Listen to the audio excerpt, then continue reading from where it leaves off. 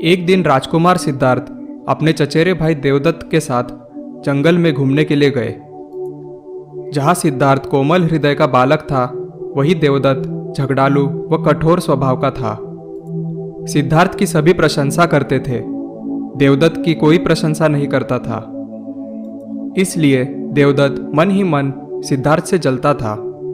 जहां वे दोनों घूम रहे थे, उससे थोड़ी ही दूरी पर एक हंस उड़ रहा था। उस हंस को देखकर सिद्धार्थ बहुत प्रसन्न हो रहा था। तभी देवदत्त ने कमान की ओर तीर चढ़ाया और हंस के ऊपर छोड़ दिया। तीर सीधा जाकर हंस को लगा।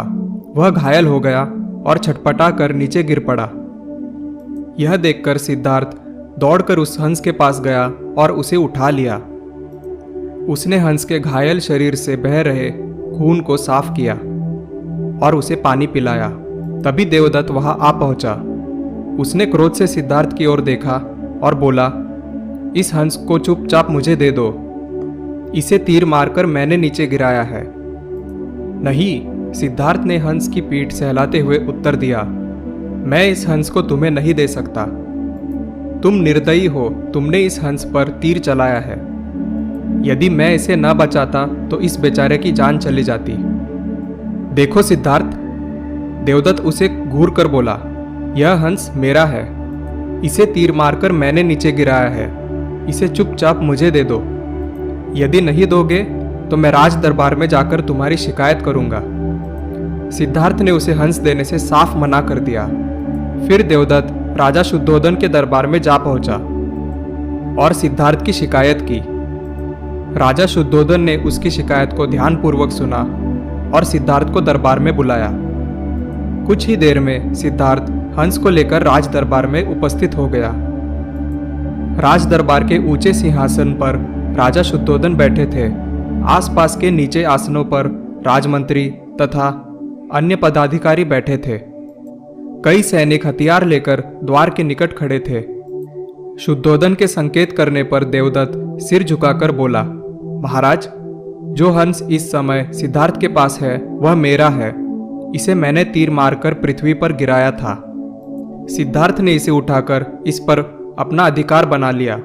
यह हंस मेरा है, कृपया इसे मुझे दिलाया जाए। राजा शुद्धोधन ने सिद्धार्थ की ओर देखा और बोलने की ओर संकेत दिया। सिद्धार्थ ने सिर झुकाकर शांत स्वर में कहा, महाराज, यह हंस निर्दोष है। यह बिना किसी को कोई कष्ट दिए उड़ा जा रहा था। देवदत्त ने इसे तीर मारकर घायल कर दिया। मैंने इसका उपचार किया है, इसके प्राण बचाए हैं।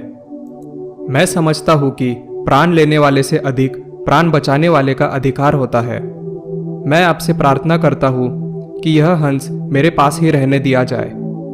मैं इसे बिल्कुल स्वस्थ करके आकाश में उड़ा देना चाहता हूं। राजा शुद्धोधन ने फिर अपने सभासदों से विचार विमर्श किया। वे सभी एक ही स्वर में बोले, महाराज, राजकुमार सिद्धार्थ का कहना बिल्कुल ठीक है। जीवन लेने वाले से बचाने वाले का अधिक अधिकार होता है। अतः हंस राजकुमार सिद्धार्थ के पास ही रहने दिया जाए। राजा शुद्धोधन ने सभी सभासदों की बात मान ली। उन्होंने सिद्धार्थ से कहा, इस हंस पर तुम्हारा अधिकार है, तुम इसे ले जा सकते हो। अगर आपको यह कहानी अच्छी लगी तो वीडियो को लाइक ज़रूर करें और पीसफुल टेल्स को सब्सक्राइब करें।